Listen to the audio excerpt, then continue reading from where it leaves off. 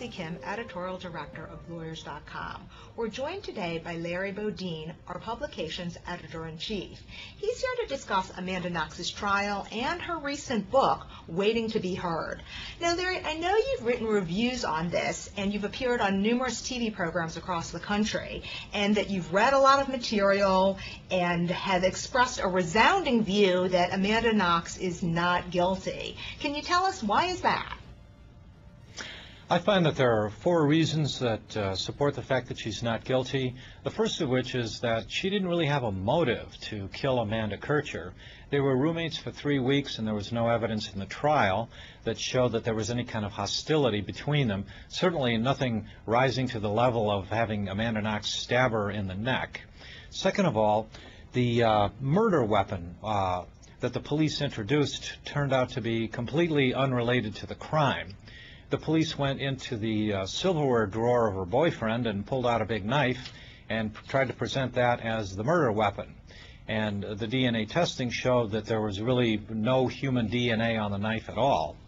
Thirdly, Amanda had an alibi. She and her boyfriend spent the time that the murder was being committed in her boyfriend's apartment, and they give a pretty detailed account about how they were watching movies at the time. And then finally, what really convinces me is that I think the real murderer was convicted, and he's in prison right now. And this was a man who was a burglar and a drifter who fit in with the college crowd, but his DNA was found all over the murder scene, and it was found all over the body of the victim. So I think the real killer is already in prison.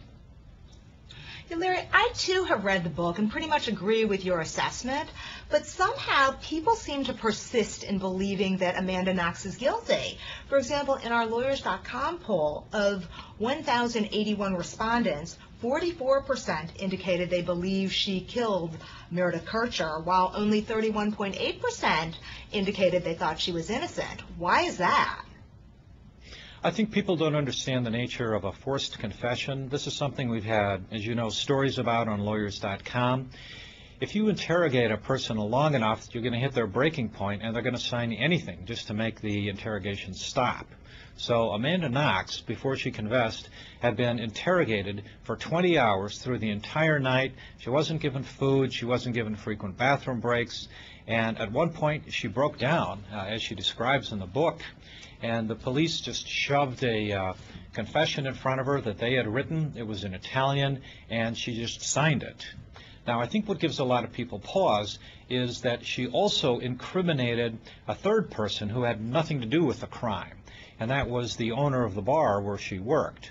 So I think people might be able to accept the fact that her confession was forced, but they question why you would name a third person was completely innocent, and that gives rise to the divergence of opinion. You know, Larry, this evidence aside, what did you think about the book, or the case aside? I really enjoyed the book. I thought it was well written. I found it to be a real page turner. I had a hard time putting it down. It would be late at night, and I wanted to keep reading it. I think she's got a good eye for detail and analogies. For example, she describes the interrogation as trying to recover her memory is like clawing through insulation. So who knows if she's going to continue writing, but I think she might have a possibility of being a pretty good true crime novelist. You know, I recently read, however, that Meredith Kircher's parents were quite upset that Amanda Knox has written this book and has made millions of dollars off their daughter's murder. Do you have any comments about that? I think that's perfectly understandable. Speaking as a parent myself, I certainly wouldn't want anybody making money off of the death of my child. And, you know, as far as the Kirchers are concerned, from the London point of view, they think that if there was enough evidence to convict Amanda Knox once, that she must be guilty and involved. So from a parent's point of view, I can see how they would feel that way.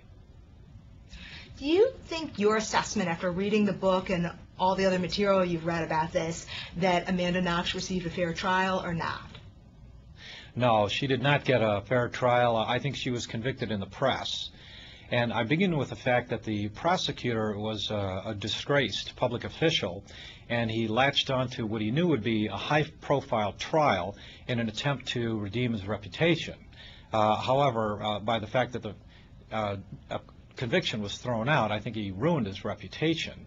He did some very corrupt things as well during the trial. He would take evidence from the police files, some of which was not introduced into evidence, and just gave it to the Italian and the UK tabloid media. And this just created a firestorm and just sort of a publicity forest fire that effectively convicted Amanda Knox in the press.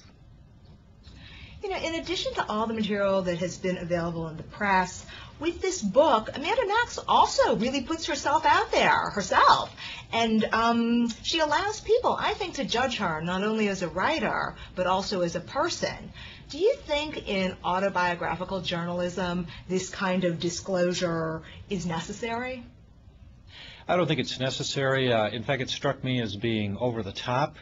I mean, it's one thing to sort of disclose how you felt about things, but to give your deepest emotional response to every action, every relationship, and recount every time that you had sex, it just kind of, I hit a point where I just thought, this is just too much information for me. A little TMI for you, but perhaps maybe other readers might enjoy it, maybe. As I hear, it has been on the bestseller list according to Publishers Weekly, so some people are enjoying, other people are enjoying the book too, maybe for some other reasons. But I guess, as you pointed out, it does address certain aspects of the criminal procedure and in international cases too. Do you think that Amanda Knox could be extradited for the retrial? It's possible, but I don't think it's likely.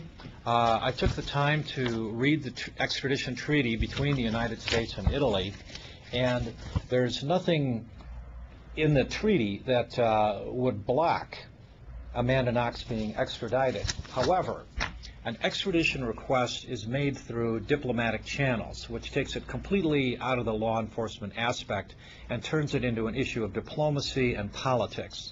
And so the question is going to become, does the Italian government want to request extradition and risk creating a sore point with the United States? And if the request is made, does the U.S. Want to deliver one of their citizens who's already been convicted, who's already been acquitted, and to deliver them to be sent back for a third trial? I think it's highly unlikely that Amanda Knox is going to be extradited. Yeah, there's certainly a lot of developments to still follow in this case. Thanks so much for joining us, Larry. It was a pleasure to be here. Thank you, Betsy.